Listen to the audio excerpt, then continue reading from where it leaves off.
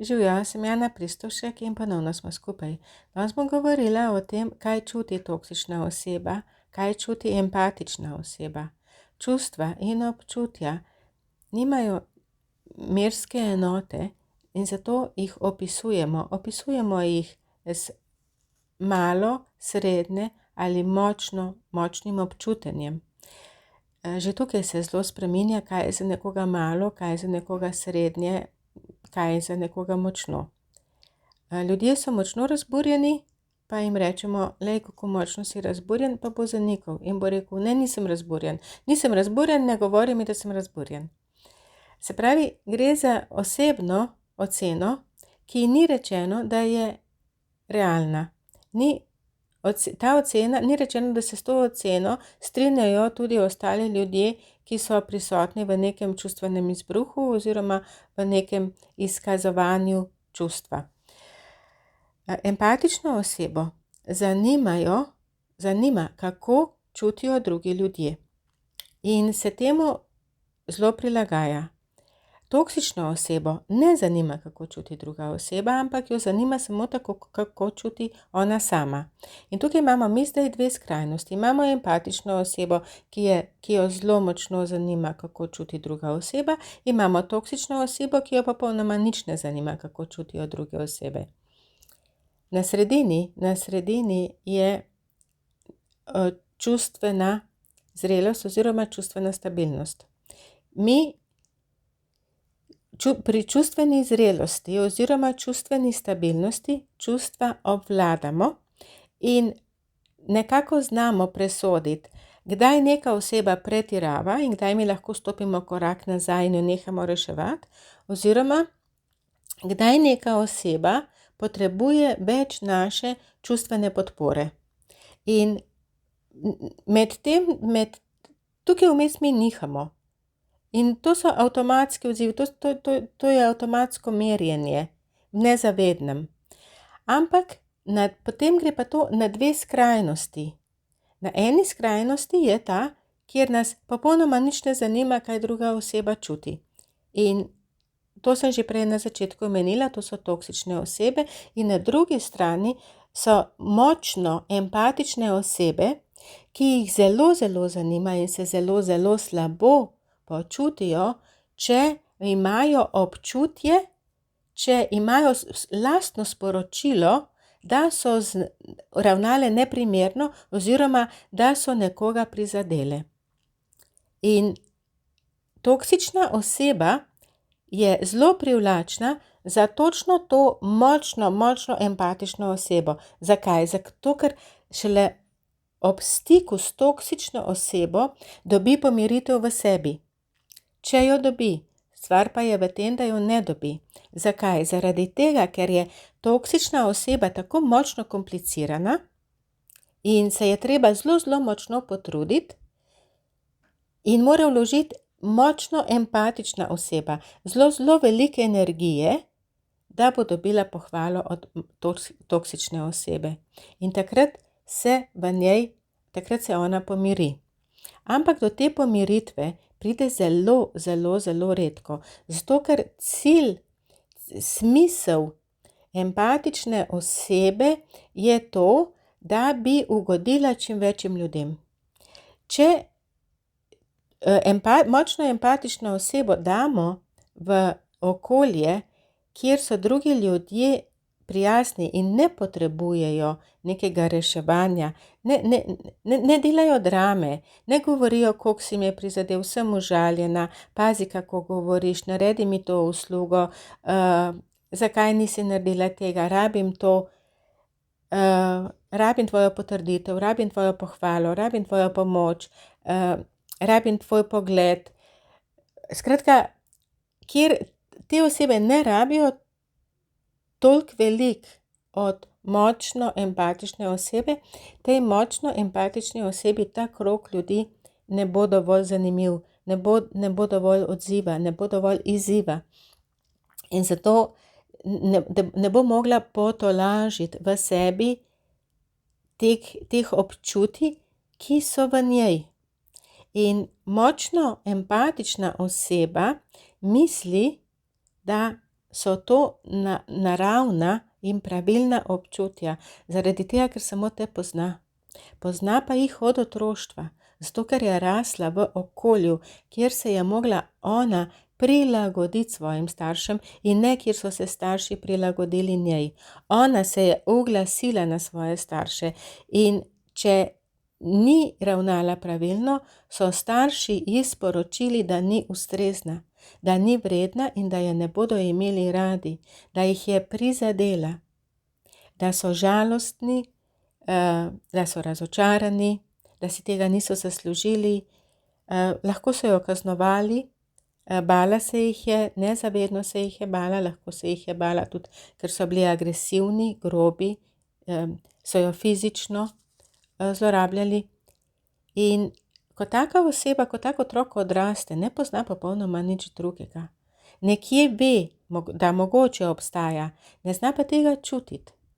In ko pridejo, ko naredimo, ko na teh osebnih svetovanjih oziroma obravnavah odpravimo ta močen občutek krivde in odgovornosti, pridejo v stanje, kjer rečejo, ne vem, kako se počutim.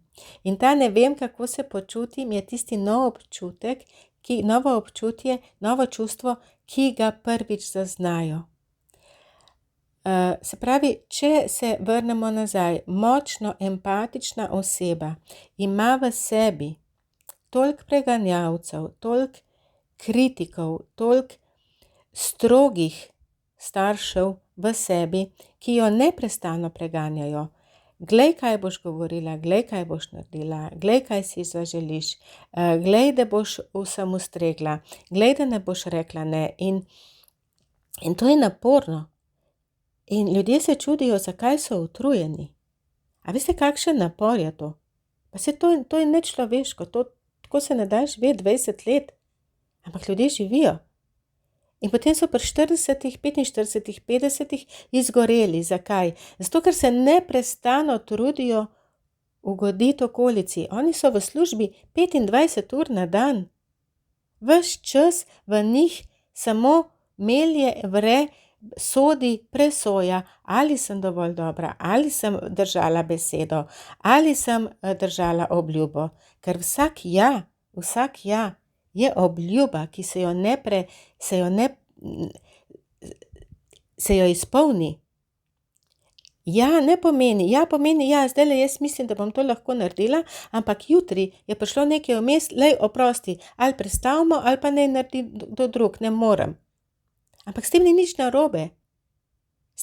narobe. Tukaj ne gre za velike obljube. Tukaj gre, ja, lahko, ampak dajmo, sprememba plana, sprememba načrta. To je dopustno, ampak ne premočno empatični osebi. In zdaj imamo na drugi strani toksično osebo. In toksična oseba dela dramo. Dela dramo s napadanjem ali pa dela dramo s kritiziranjem, pa dela dramo s smiljenjem same sebi. Sej, če ste v stiku s toksično osebo, veste, koliko drame počne. Ampak kaj je rdeča nit te drame? To, da ste krivi vi. To, da je kriva druga oseba, ker toksična oseba ni ničesar kriva. In to je najslabše, kar lahko rečemo močno empatični osebi. Ona se 25 ur na dan trudi, da ne bo kriva, in toksična oseba ji točno to pove. Točno to ji pove, kriva si, nisi dobra, pazi, kaj boš naredila, naslednjič naredi drugače, tebi ni pomoči, prizadela si me. In v močno empatični osebi so čustva zelo močna in ta čustva so boleča. Ta čustva razjedajo, bolijo, pečejo, ne more spati, ne more dihati, težijo v prsnem košu, bolijo glava, bolijo želodec. Grozno je. Dejansko je zelo grozno. To tudi pripelje do izgorelosti in do raznih drugih bolezni. Ampak kar je narobe, je to, da toksična oseba misli, da se tako počuti tudi, da empatična oseba misli, da se tako počuti tudi toksična oseba, pa se ne. Toksična oseba se počuti drugače. Toksična oseba to vrže ven. in se počuti zelo dobro. Več, ko vre v toksični osebi, bolj se ona počuti, zato ker lahko več zbruha ven. In zato toksična oseba tako rabi, tako neskončno rabi dramo. In toksična oseba po noči spi. Če pa slučajno ne spi, pa ne spi zaradi tega, ker uživa v svoji drami, da jo lahko naslednje jutro nadaljuje. Zato toksične osebe ne zbolevajo. Toksične osebe ne zbolevajo za psihosomatskimi boleznimi. Poglejte, pa boste videli, koliko toksičnih oseb je bolnih. Ne, počutijo se zelo dobro. Močno čustvena oseba ima en kup težav in en kup bolezni. Je utrujena, ima bolečine, ima avtoimunske bolezni, ima en kup nekih alergij, ima en kup drugih bolečin. In tukaj je razlika. In zdaj se močno čustvena oseba se sprašuje, kaj naj jaz še naredim, da toksična oseba ne bo toksična, da ne bo delovala na način, ki škoduje meni in najinim otrokom. Nič ne more narediti. Vse, kar lahko naredi, je, da gre in reši sebe in svoje otroke. In tega ne more narediti. Zakaj ne? Zato, ker se boji, da bo prizadela na ta način toksično osebo. In tukaj je potem začaran krog. In iz tega ven se gre, ko se človek obrne vase in neha skrbeti za drugo osebo. Ko ugotovi, da to, kar čuti, ne čutijo tudi drugi ljudje, da to, kar čuti, je pretirano. Vsa krivda, vsa odgovornost, vse te pridne punčke, vsa ta groza, strah pred tem, kaj bo, če ne bo popolnoma ustrezna. In ko to predela, potem vidi, da življenje lahko teče na drugačen način. In to so naredili mnogi ljudje, mnoge ženske so že to naredile in povedo, da nikoli več ne bi šli nazaj. In ni treba delati revolucije, absolutno ne. Prva, ki sem proti revoluciji, sem jaz. Zato, ker vse to je treba delati z notranjim mirom. Revolucija pomeni kaj? Da gremo iz ene skrajnosti v drugo skrajnost. Saj ponavadi je tako, da zanihamo. Ampak prave odločitve se sprejemajo takrat, ko mi pridemo na sredino. Torej, če se odločite, da boste v svojem življenju nekaj spremenili, potem spremenite to na tak način, da se odločite v sebi, predelate v sebi, ko boste zanihali na drugo stran, se s tem ukvarjate, da pridete lepo na sredino, da pridete do notranjega miru in takrat poglejte situacijo in se odločite, kaj boste naredili. Ne delati ad hoc, ne delati na vrat na nos, ne delati v nekem zagonu notranje moči, ki jo dobite, ko se začnete ukvarjati sabo, ko predelate začetne te notranje stiske in težave. Imejte se radi. Postavite se na prvo mesto, ne tako, da delate revolucijo, ampak tako, da ustvarite svoj notranji mir. Kako čuti toksična oseba, popolnoma drugače kot vi. In ne skrbite, da boste prizadeli drugo osebo. Skrbite, da ne boste prizadeli otroka, to ja. Druga odrasla oseba ne more prizadeti. Prizadanejo jo napačna pričakovanja. In odrasle polnoletne osebe so dolžne poskrbeti za svoja čustva in za svoja občutenja. Imejte se radi, pridite malo pogledati na mojo spletno stran, prijavite se na YouTube kanal in delite ta posnetek, če vam je bil všeč. In ne skrbite, kako čuti toksična oseba. Poskrbite za to, kako čutite vi. Vaša občutja so pomembna. Srečno!